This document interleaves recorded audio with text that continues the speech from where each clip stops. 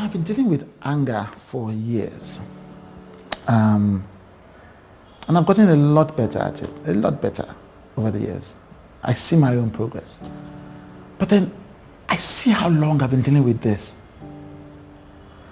And I'm like, oh my God, and I feel so much compassion and empathy. I think of my anger as like an addiction, yeah.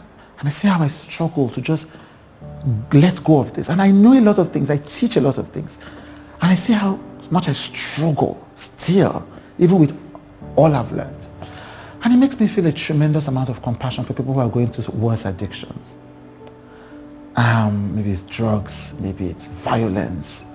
And that's why people who really deal with criminals, I'm talking about police, I'm talking about, counselors, therapists, I'm talking about people who run NGOs, have tremendous compassion.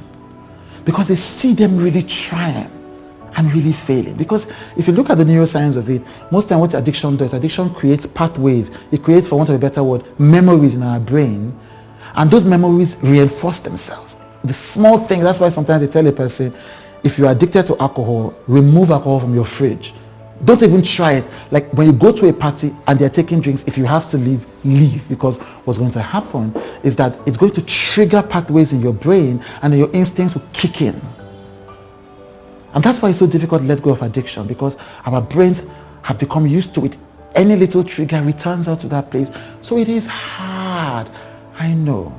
If you're trying and you're failing, I want you to understand that you're not the only one trying and failing. In fact, they say, I think some research, one piece of research I saw says that only 3 out of 10 people actually kick the habit. Addiction is very tough to let go of. It's very tough. As I say to people, don't even start any addiction in the first place.